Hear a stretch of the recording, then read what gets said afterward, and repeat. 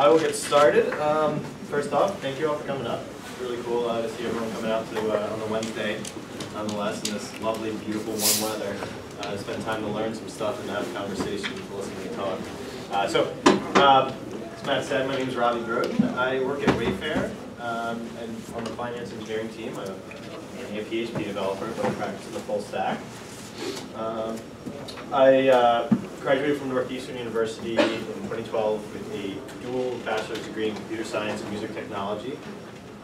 After I graduated, I moved up to San Francisco, where I worked at a number of companies, including Visa and Box and Direct. When I was in California, I made the switch from being a Java software engineer to working in web technologies and ultimately in PHP. Just getting suited up.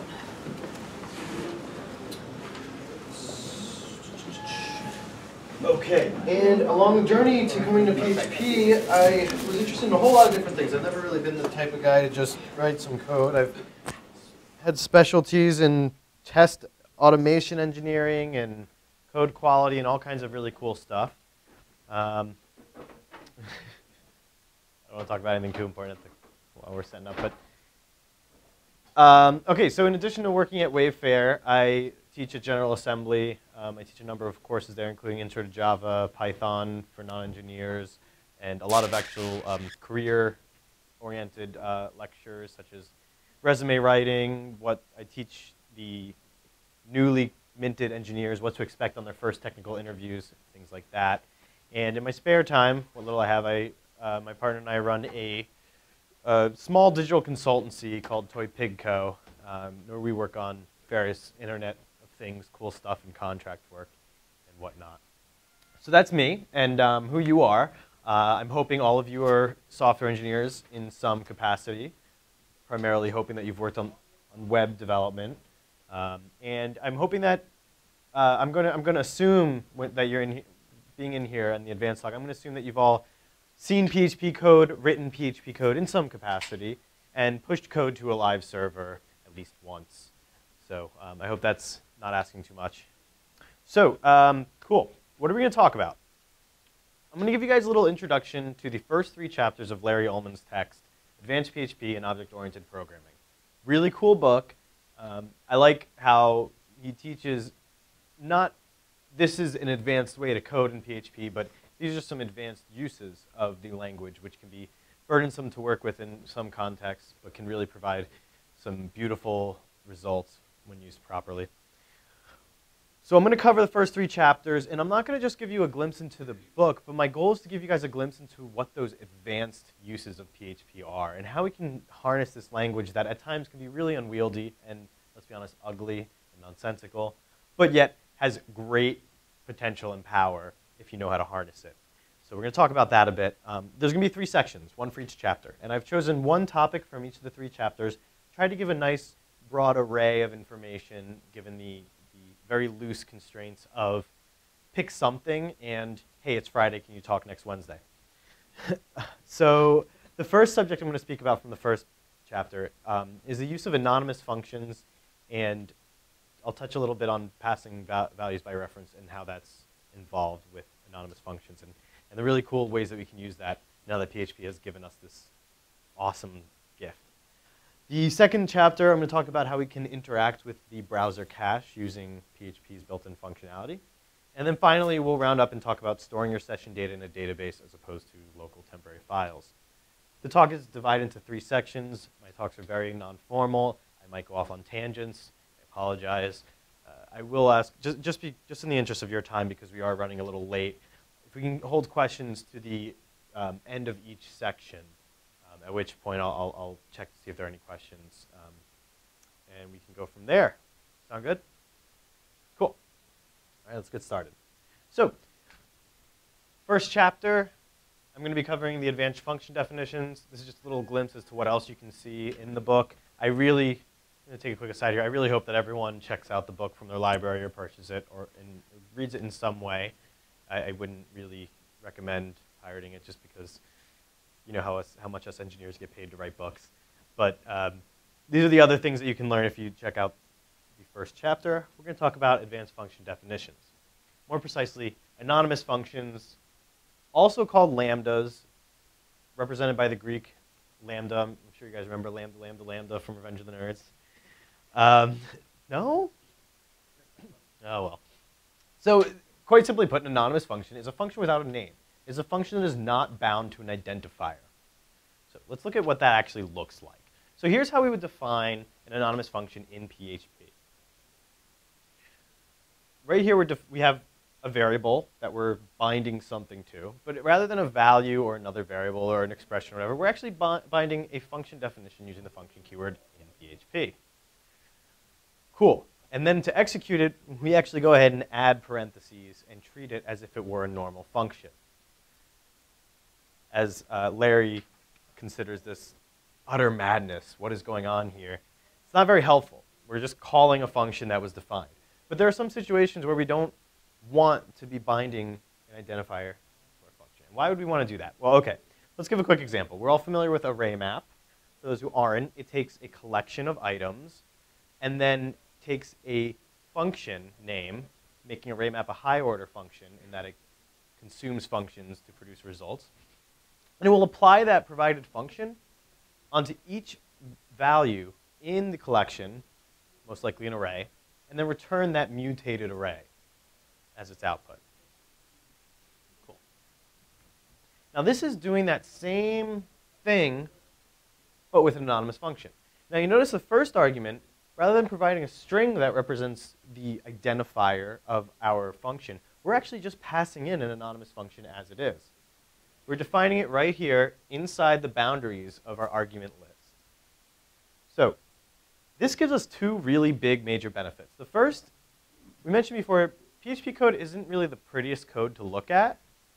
This makes things a little bit easier. We're keeping the function definition and the usage of that function in the same space. So we're keeping our related code together, which can be a lot easier than having function definitions all the way at the bottom of a 5,000 line file and the usage somewhere else.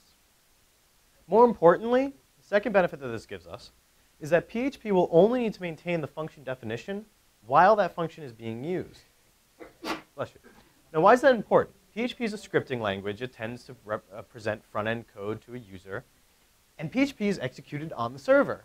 What that means is, in order for my web page to get to you, I have to finish executing my code. Speed. Also, everyone who's used the server has dealt with memory. The two biggest pain points in coding in PHP and any other server-side language is speed and memory. By doing this, we do not have to hold on to a function definition in memory prior to the usage, and we don't have to hold on to it after either.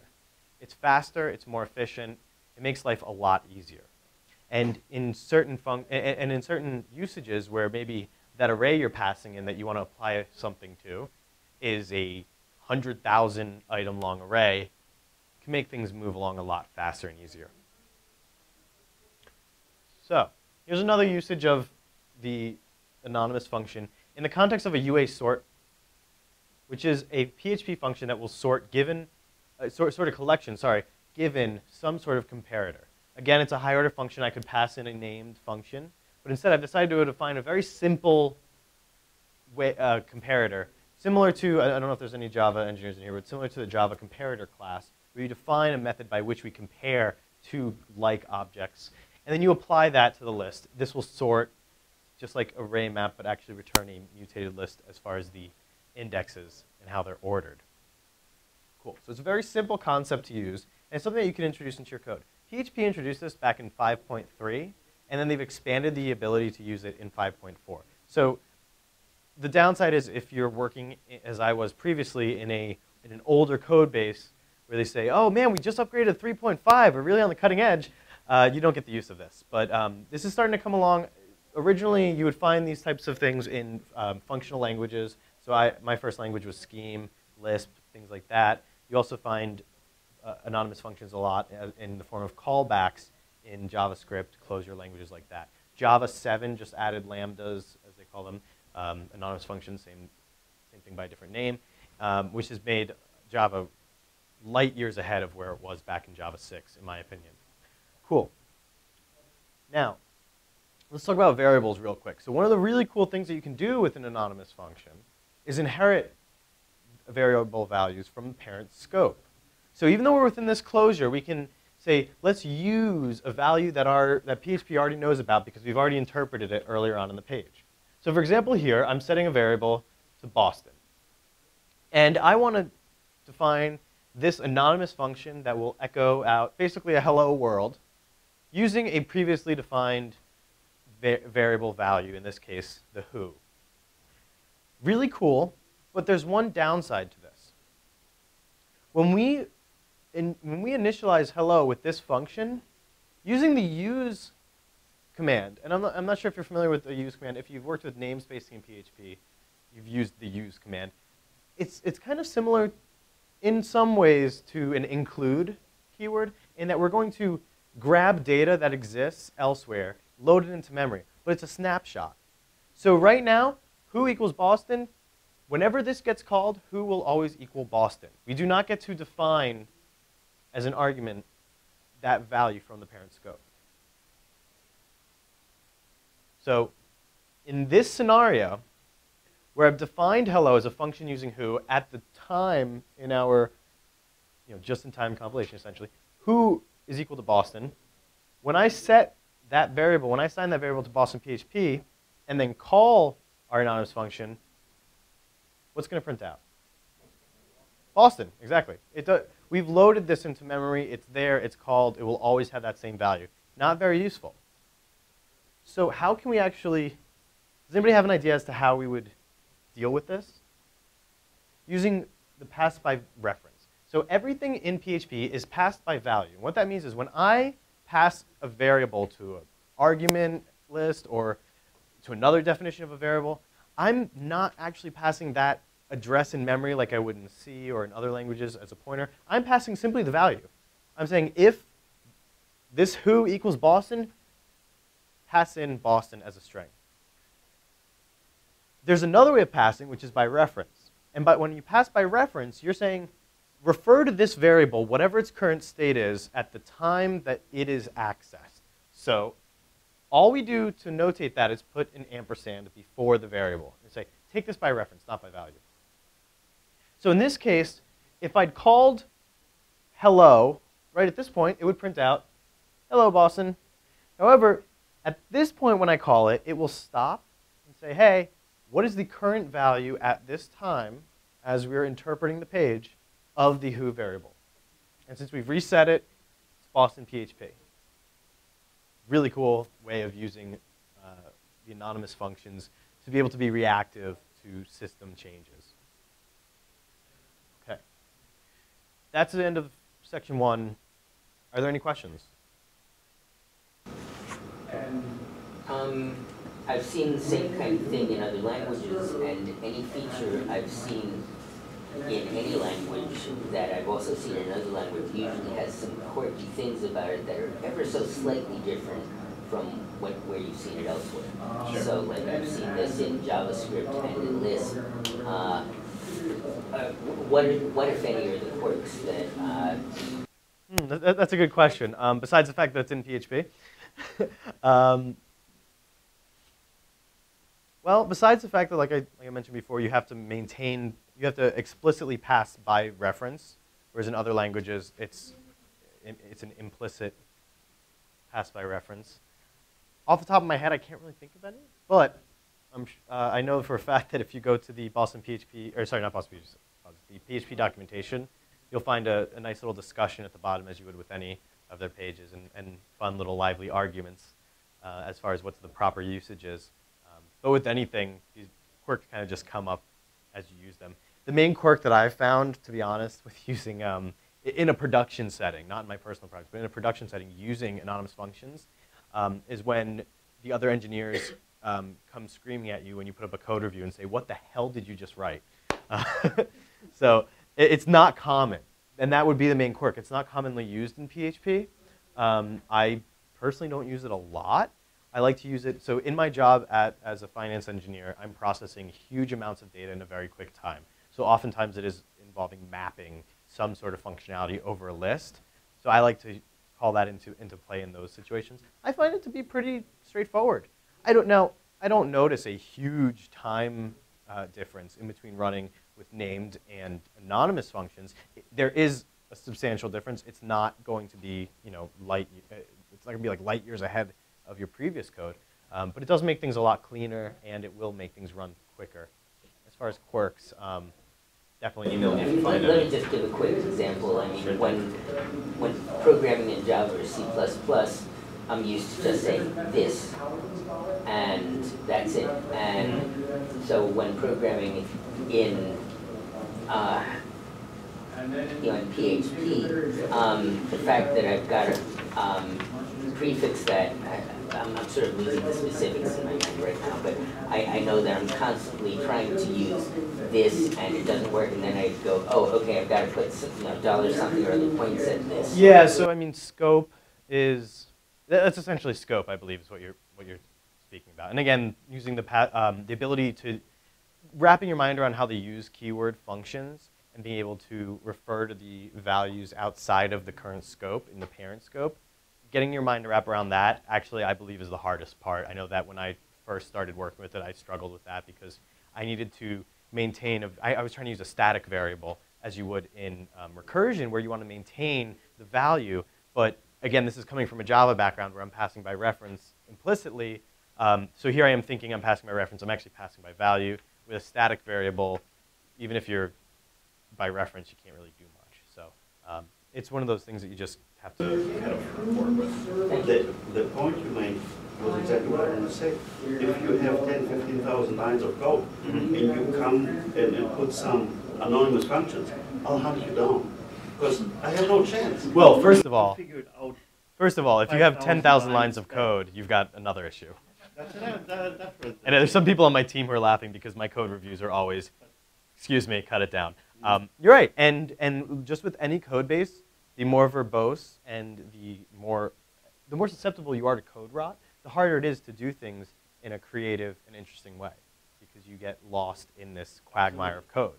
But that always comes down to the programmer, and by that I mean the project manager who doesn't give you any time to refactor. But that's neither here nor there. Cool. Wait, Rob. Okay. Speaking of mapping and quirks, I noticed that in PHP the order of the parameters are sometimes inconsistent. Like, Sometimes is an understatement. Like in JavaScript and other languages, always like Typically at the map last. collection and function callback, and then this your editor gives you some sort of code hint. Well, I use Vim, so no. Well, okay, so yes, it can. Yes. At the end, if you don't have some sort of code hint, whether you're in Sublime or IntelliJ, which will almost automatically give that if you install something, or in Vim or Emacs where you can install some sort of plugin, really with PHP, the one thing that I suggest to anybody who's trying to move into PHP from another language is buy a new monitor and put the documentation up. You're right. So PHP was not written to be a commercially consumed language, much in the way that a company wrote Java. A person wrote PHP to use himself, and then the world found out about it and started using it, and nobody ever went back to clean up things like inconsistent naming. There's a lot of really funny anecdotes about the quirks of PHP. There are multiple blogs dedicated to the funny, random little issues that someone runs into when learning it. But yes, needle and haystack arguments, I was actually just speaking about this earlier, they're never consistent, so it can be quite a headache. So the documentation's your friend, and that's really all I've got, or code hints, as you mentioned. Cool. I'm going to move on to the next section, but if you have any questions, please keep them in mind. I'll be around to talk afterwards, of course. Okay, so section 2. Excuse me. Developing web applications. This chapter is actually particularly my favorite of the first 3, in that it really will show you, if you're an engineer in any other language and you're just starting to master PHP, it will show you how to build a basic website with multiple pages, and even kind of hints at what you need to know to start working on some sort of RESTful service. So the one thing that I thought was really interesting was the ending of the chapter. It talks about affecting the browser cache. So as engineers, the one thing that we hate thinking about is user experience, because we pay other people to do that. But there's one thing that especially falls onto the backs of the engineers, and that is the site load time. Obviously, the longer site takes to load, the worse the user experience is going to be, as we've all experienced. So the cache, the browser cache, or the cache on a proxy server, wow, will help you out with that. It's a handy tool to say, okay, I've already downloaded this information to my browser, my local browser. Instead of throwing that out at the end of my session and then re-downloading it every time I hit the website, let's store it either internally on the browser or a proxy server. That's great, but the browser, as most pieces of simple software, isn't very intelligent. It doesn't really know how to control the cache. So we as engineers can take that upon ourselves using some built-in technology in PHP to help out the cache and let it know how it should react based on our development cycle. Okay. So the header function, we should all be somewhat familiar with that. It's a function that will send raw header data from the server to the browser. And this can be used to send a 200 success message if you're doing asynchronous calls. This can be used to set any of the HTTP header directives. Now we're going to use it to send what are called cache directives. And these are just instructions to a caching system as far as how they should keep the data, how long they should keep it, and what they should do with it and when. So there are 4 directive types that we can use using this function. Last modified, expires, pragma, and cache control. What's important to note is that the first 3 of these are defined in the HTTP 1.0 standard. The last one, cache control, which is by far the most powerful, was defined in HTTP 1.1. So you never want to just send cache control. And it's a good idea to send cache control in addition to one of the 1.0 methods, just to cover all of your bases. Okay. So let's look at the last modified. So the way that this works is that the header method will take one argument, and that will be a string. And this string is going to be a directive, a label for which type of directive we want to send, in this case last modified, and then the directive. So we're telling in the server or the browser in the last modified method, we're saying, this is the last time that I've modified this code on the server. So let's say I push some new code. I'm going to want to resend these headers. I'm going to update the variable that I'm using to send these headers. So you can tie this in. Oftentimes these are tied into hooks with whatever system you use to push code to a server, or you could just write them in yourself. Doesn't really matter. It takes a UTC timestamp in Greenwich Mean Time. So we use the PHP built-in GM date. In this example that was, and this is by the way, just almost all of my examples are pulled directly from the book. In this circumstance, we're using R, which is the RFC 2822, I believe, standard. So we're basically saying, give us the current date. This is the last time that I modified it. And then we can send, these are often used together, the expires directive. And what this says is, this is when I want you to refresh. If you've held on to it for, let's say the interval is 5 days, or 5 hours, or 5 months, depending upon how often you change the content of your server, the browser will then, or again, server proxy will drop all of the data and go ahead and re-get that information, re-download it. Those are the first 2 most common used ones. The third one I mentioned was pragma.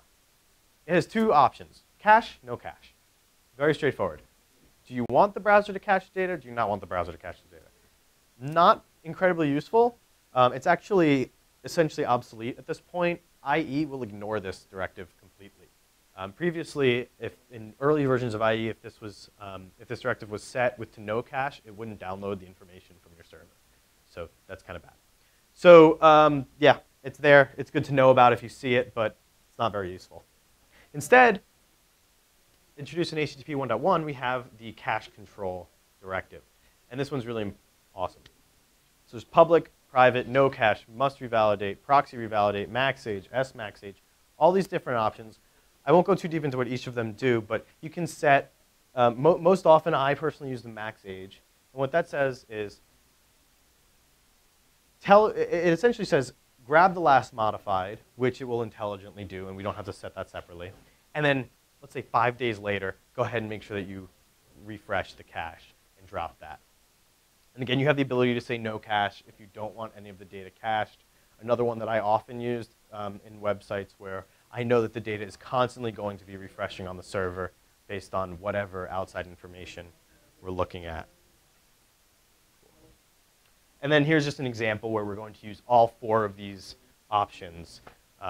And again, we're passing in strings, so you can use the pragma cache. This is a very heavy-handed approach. If you had all of these sending out, it's very rare to see somebody use all 4 directives. Typically, you will see just the first 2 or the first 2 and the cache control separately. But that's, simply put, how you would want to affect the browser cache to make sure that your users are getting the right data and not having to go ahead and drop their own cache. Also, this is very useful when you're setting debug, or sorry, not debug, but more developer server settings. If you have a dev server and you want to make sure that when you're testing, you don't have to constantly keep dropping the cache in your browser, checking to see if you're on that development server and then automatically sending a no cache directive under cache control is incredibly useful. Because I can't tell you how many times I've had people go out to me, and even I've done it, where you fix something and you say, why is this not showing in the browser? Well, because the browser is not listening to you, because you didn't tell it to, that intelligent browser. Cool, so I think that takes us to the end of the second section. Questions? Sir? Quite all right. No, you mentioned that cache control came out in HTTP 1.1, where the others were available in 1.0. I'm wondering, given how old HTTP is there any reason to think there are a significant number of installations out there still using 1.0? So is it worth bothering to support? The response that I would give is essentially, actually, okay, so we're in Boston PHP, so I'll give this response. If you go to PHP's website, the download URL for PHP, and I wish I could remember exactly where on the site it was so that I could bring it up, but I don't want to waste time. You can actually see, they actually have a list of all the different versions of PHP, and a percentage of each of those versions, which ones are being run on production servers. And on one of those columns of the lists, they list how many of those versions are secure. And I think it's something like 10%, and that's being generous, are actually secure versions. And these are things like patches for Heartbleed and other serious issues that have come out. I think something like 5% of servers are running secure versions of PHP. So while, yes, you hope and expect that everyone's updated, can't hurt. It's one line of code. That's what I always say. There's always that one guy sitting in a trailer somewhere running the first beta of Opera still, and he's going to be really pissed, and he will send you an email. You know he will. So yeah, that is a good point. Often, you just want to use your cache control, but you never know. I mean, now don't forget, these days people are building computers and browsers and hacking them together with Raspberry Pis and doing whatever, and you never know what they're going to be viewing your website or web app or embedded system on. So, but you make a very fair point. And that's why I'm sure you'll see a lot of people will go ahead and put comments in their HTML headers to just say, I'm doing this way. If you want me to support your old backward system, go to another website. So it depends upon, how nice you want to be or how mean. So cool. Any other questions, comments about the cache?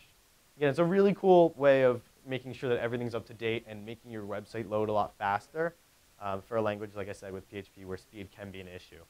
But again, you just want to make sure that you're being conscientious of how you're using these tools, especially since you, at the bare minimum, have no control over it.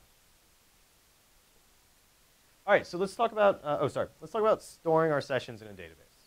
Has anyone here ever used the session variable?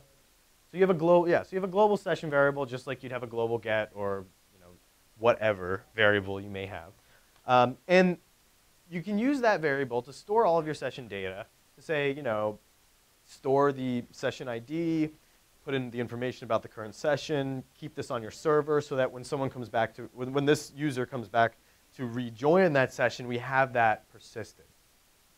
But does anyone know where that data gets stored?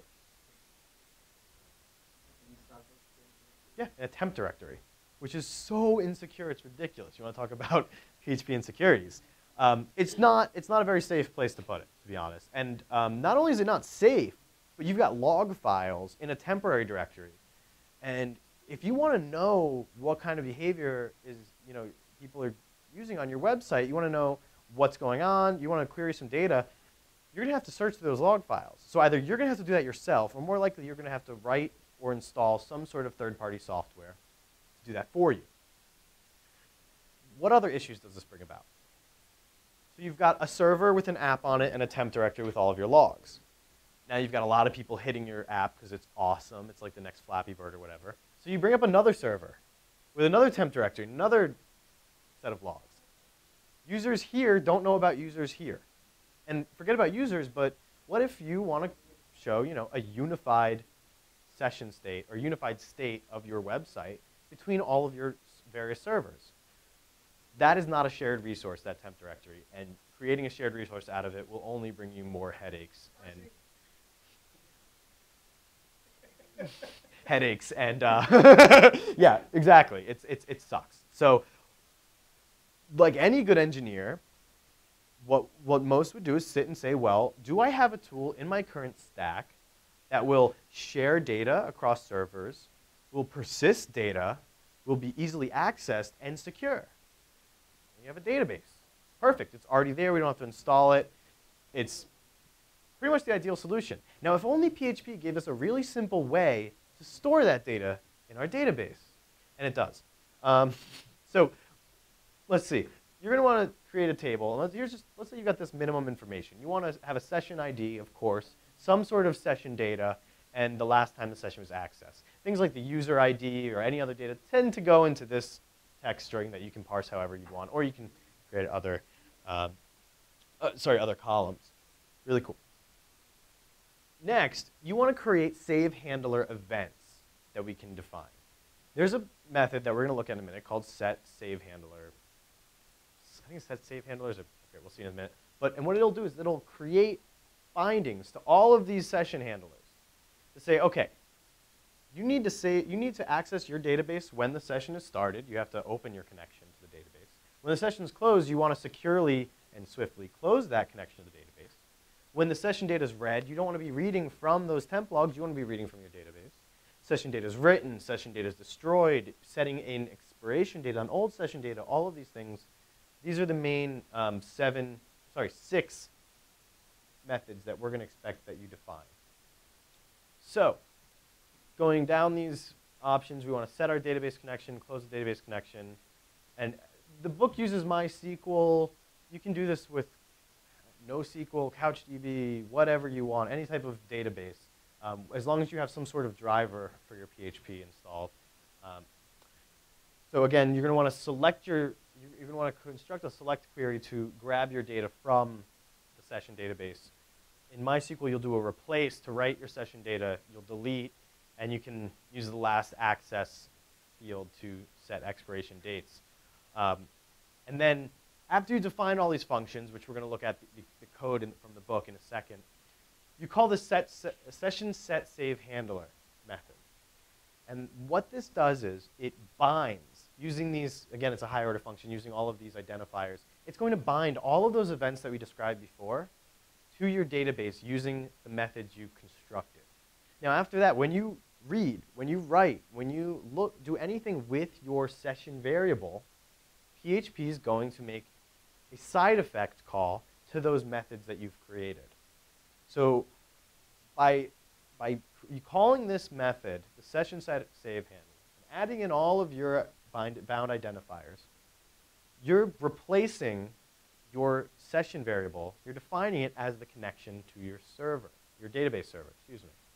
And what that does for you is it makes things a lot easier to accomplish all of the tasks that we described before.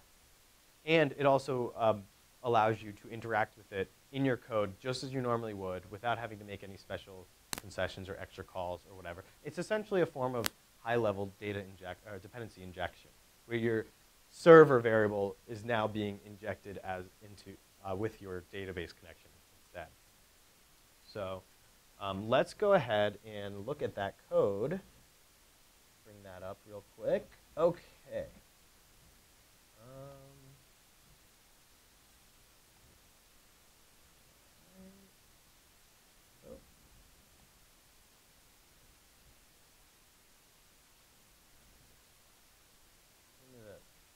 Microsoft's projector wouldn't like on Mac.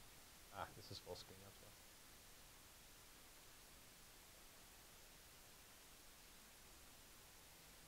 Man, this really doesn't like my computer.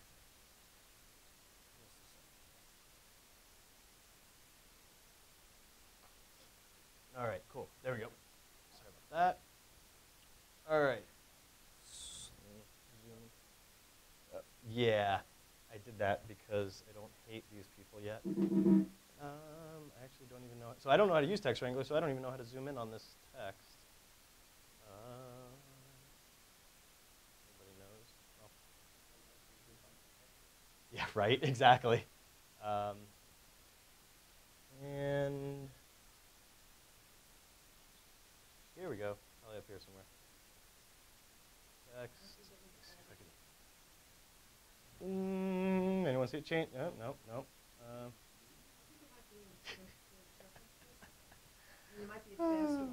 Yeah, I know. Yep, it is. Oh man, this is why I use Vim. Anyone see anything close to it? Yeah. Oh, you've got the code already? Oh yeah. Mind if I just plug in here? If nope. No, it's the HTML. Sorry. Man, don't you love this stuff? Texting, coding, text colors, editor defaults. Here we go. Default font. Woo! How many engineers does it take to figure out a tool built for 4 engineers? Okay, sorry. Thank you for your help, everyone. That was our collaborative coding experiment. Okay, cool. So here we go. We have a silly little page. It doesn't really do anything. It just does some silly stuff with our sessions. All right, so you, of course, have seen this before. This is HTML. And down here, we open up our PHP tags. Now, right here, we're going to store some information into the session variable. Now, previously, in another file, right here, the DB sessions inc, what we did was we defined all of these methods, write session. And we have a global, let me go back up to the top, here we go. So we have a global variable here to this file, SDBC, so that's our database connection. And in our open session function, we're going to access that and set that, assign that to our MySQLi connection. Cool. And then we return true. So whenever the session begins, whenever sessions start is called, PHP will also make a call to this method. Same thing for close session. As you would expect, we call our driver and we say close this connection. In the read session, which is whenever we're going to read from the session variable, we're going to run this query on the MySQLi database. Select data from sessions where ID equal S. Very simple. It says, this is the session ID that was passed in. Go ahead and get all the data from that session and return that. Of course, check the data first. This is a very basic version of what you'd want to do. You might want to validate the information, especially when writing. You're going to want to sanitize everything, etc. Of course, you're going to want to do some authentication here as well, if you have any. All right, so writing, again, we're going to call replace into, or if you're in a SQL Server environment, you're going to do an update, or you can use whatever fancy new NoSQL DB all the kids are using these days. Destroy session, delete, just like we said before. And right here again with our clean session, we're going to define a regularly run, or if you want, or however you want to run this method, but something that will make sure that this data expires at a certain period of time. At the very end, we call that magical function, session set save handler. We pass in all the bindings in order. Very important, of course. You don't want to pass in the wrong bindings or nothing will work right. And then let's say if you have any other session settings that you want to initialize or whatever, you would do that afterwards. And then the last thing you're going to want to do is call session start. Cool. So that's that code. And this is our basically our configuration file for the session variable. We're going to include that, or require that at the beginning of our page. So before anything loads, we want to make sure that the session is initialized and all of those bindings are set and defined. And then in the body of our website, we're going to interact with that session variable as we normally would with any other website. Right here, at line 21, if empty session, what that does is it checks the session. What it's actually doing is it's checking the database. Thank you. It's checking the database, not the session variable, not the temp folder, because again, we're not writing to it, we're not reading from it, we're ignoring that. But it's really cool because looking at this code, you'd have no idea. And that also makes things nice and secure and makes things nice and easy to read as well. Going down the list here, we're going to set some variables in the session, again, writing to the database. If you ran this code with a valid connection to a valid database server, which I would do, but don't really have the time to do some live coding, and then you go and query your database, you're going to find that information right in there, and it's great. So now you can connect that shared resource amongst all of your various servers. You can use whatever, hopefully secure settings you have to keep unwanted individuals out of your information. And you can very easily go ahead and query your database while the site is running, get real live statistics about how your site is being used and how things are reacting. And then going down, again, you have your session destroy, which is a PHP function. Again, we're binding to the database, the destruction method that we previously defined. And then session write and close, again, we're going to write the information to the session variable. We're going to close the connection, and it's all done for you. If I were to go up to the top of this file and comment out this require, this website would still work the same exact way, the only difference being it would be writing to the log files instead of the database. Again, it's really cool because now that you have this, you can check, you can check your server settings to say, am I on dev, and do I want to write to my dev database? Or am I on production, and I want to write to a production database? And all that can be done within the configuration file. And it makes your life really simple and easy, as PHP is known to do. And that, just in time, actually concludes what I wanted to discuss with everyone. And I'm going to open up to questions, which I'm sure there might be one or two. So, what's your opinion about the suggestion about the use of databases for sessions? Because doesn't this slow down your load time or slow down the site in general? So yes, using a database can make things a little bit slower. Of course, it depends upon what database technology you're using, as far as how slow it's going to be. I like in my side projects, one of the database technologies that I use often is Firebase because it's known to be a very quick, easy to access technology. It's not something that we're going to use for storing massive amounts of data and running complex queries, but if you just want to be storing user accounts, session data, and maybe, let's say, just static content of whatever variety, it would be good for that. Honestly, it's up to you. Just with anything, you have to look at what the pros and the cons are. If you're, first of all, is your site susceptible? Now, granted, there are people out there that if they can get into a site, they're going to get in there. And they're going to do whatever they want. But is your data actually something that is worth keeping safe and secure to you? Odds are it might be. Odds are it is. Odds are you'd want to go with a database in that case. However, if you're building a really small, simple web app that's only going to ever run on one server, that's only ever going to be seen by a handful of users, then it might be overkill. But that's up to you. As also, do you want this data to be persisted for a long period of time and be easily queryable? My honest suggestion is to learn ways to make your site load time quicker and to be perceived faster. I mean, all it takes these days is to put something spinning or to put a little animation on a website while facing the user, so it's perceived that the website has loaded. So you hide the fact that you're still checking the database.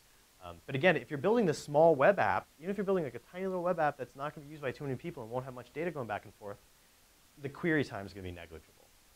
So that's my opinion. I hate answering what are your opinion questions because I know as soon as I do that, everyone's going to want to disagree with me. And if anyone else has their own opinion, please feel free to chime in. On shared servers with lots of accounts, I've looked in the temp directory and it's humongous.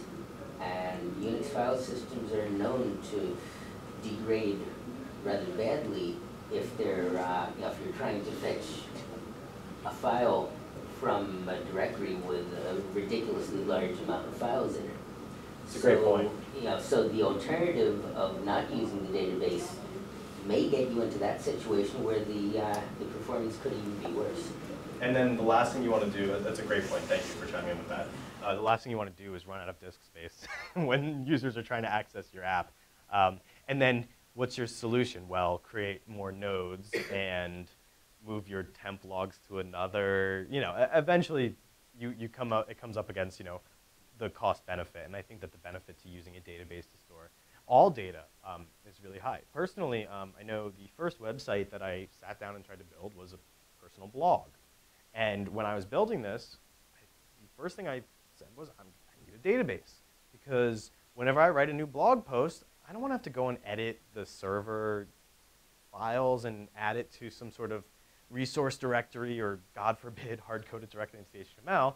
I want to have a database where it'll get a result set and it'll use some sort of simple HTML template to present that information. Same thing with pictures, same thing with whatever information I want to add, URLs even. And I found that it loads pretty quickly if you again, if you don't put all other kinds of crazy analytics and doohickeys and site counters at the bottom that slow things down. But yeah, and it's a great point. You want to keep the load on your server pretty light. And if you go in and look at some, I don't know if you have any old web apps kicking around, you go in and look at those temp directories, you'll be like, wow, that's what I was paying AWS so much money for. Noreen, you had a question? I would think of using in-memory database to store like Redis or something like that, because since it's in-memory database, so read write faster. Yeah, that's a great point. You know, if you use Memcache, you're storing it in a really easy to access layer. But again, now, is that right for your data? Is it a small amount of data that a key value store will be sufficient for? Are you going to want this to persist for a day or a year or an hour?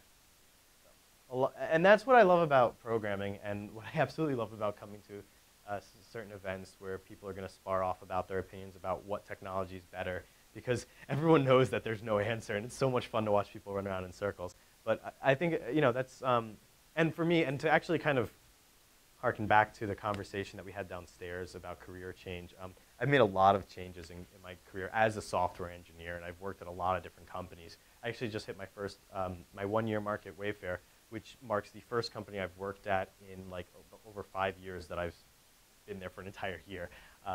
But that's given me this, what I consider to be a really awesome perspective on the number of different problems that exist in the world and how there's never going to be a one approach to solve that. And that's what I love about PHP, is because it's not Ruby, it's not Python, it doesn't have all this magic. It's a pain in the neck sometimes to do things that might be simple in other languages, but you can do it your way. And to me, that's kind of worth it sometimes. Is that if I wanted to do something in the academic sense, I could do it in a less secure but quicker way. But if I wanted to do it in a business sense, there are so many applications for PHP and all the other technologies. And it's really easy to loop PHP into any of the existing database or middle layer technologies that you'd want to be able to tie it into. Because if there's not an existing driver out there, if you know PHP, you should be able to whip something up pretty quickly. Any questions about, I'm going to just open the floor to any questions about anything you want to ask me. No? Cool. You talked about, kind of, when you're on dev or something. Mm-hmm. How would you put something in the database or something? No, you would put, you'd have a server variable, first of all, so you can actually read what server you're on. You can check the, now if you're, let's say you've got a URL, you can say, is this are we pointing at localhost, or are we pointing at the IP for your live server? Again, there's multiple different ways to do that. That's really, and it depends upon how you have it set up. But then how would that Oh, simple if-else. Simple if-else. they would just stick it inside the instructions? Well, it depends upon what you're using it for, but again, like going back to, so the cool thing about PHP again is you can do pretty much anything. I could say if, I'll set a variable whether or not we're on dev. So is dev, right? And I'll just say if is dev require db sessions dev.inc.php, else grab the production version. Or hide it inside the DB sessions.inc.php. Sure. Which, or you could do that, and then you can have the different code. Personally, I think it would be, I like to keep my dev code away from my production code, the separation of concerns, because you never want to write code thinking you're writing if you have two, especially because then you could have two functions with the same name in the same file, and that can get pretty hairy. Or you'd have to have complexity overload where you have, or sorry, conditional complexity overload where you've got if statements in each method. And that's also where like namespacing would come in handy if you wanted to namespace your dev. I mean, that's not really necessary. Again, you can do anything. The cool thing about PHP is also if you come across a problem, it's an old enough language, and there's people think that there's not a lot of people writing code in PHP, but there are a lot of people writing code in PHP.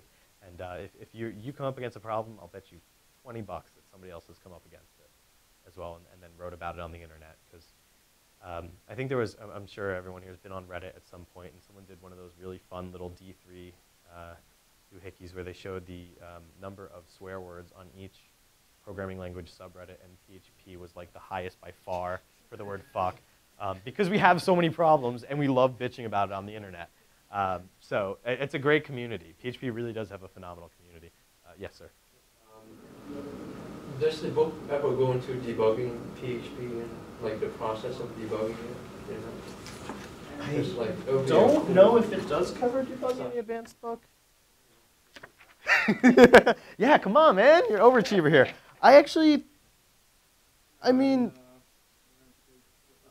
Yep. Yeah, towards the end, it'll talk about them. The last chapter, chapter 14. Do you have a question about debugging in general, or tools, or? Started off because like with Python, there's a Django debugging tool that's really easy to use. And Sure. Well, that's in Django. Because just a couple of weeks ago, I gave a short presentation at the Drupal meetup about how to set up a virtual machine running PHP, MySQL, and Drupal. But I'm actually using the same virtual machine for the exercises in this book and Xdebug. And you can configure it and just start Xdebug immediately on your virtual machine. And that's the easiest way I've found to do it. Is the talk recorded so I can search YouTube? It's not recorded, but I can tell you how to find my repository on GitHub. Okay. There's a huge community around Xdebug. Actually, I would say that the easiest way, yeah. You said it's the easiest way, but I would disagree. I say the easiest way is just to use Echo. That's like the easiest way to debug anything in PHP is use Echo. But if you want to get into what is actually the behavior without having to, run around and echo everything, because eventually you just get a whole page of echoes. Conditional breakpoints. Conditional breakpoints are yes, very useful. PHP unit. There's some great tools. I think it's called PHP LOC, which will give you your complexity. Yeah, sure, and all kinds of cool tools that work in there with Xdebug. Yeah. Any other? Oh, I'd like to throw out the question I've asked about every year and not gotten an answer to. Xdebug basically provides sort of the back end. Basically it provides a piece inside the PHP interpreter that knows a protocol that something else is, some front end is going to speak that protocol, and then that's built into, various other tools so that the two can talk to each other. And I have been looking for years for a plugin for Emacs, some Emacs list function that will interface with Xdebug. Why haven't you built one? In all those years. And that's what I say to anyone that runs Emacs. Whenever they say, oh, but there's no plugin for Emacs. I'm sorry, you're an Emacs user. Why don't you build one? Yeah. Well, if you do, let me know.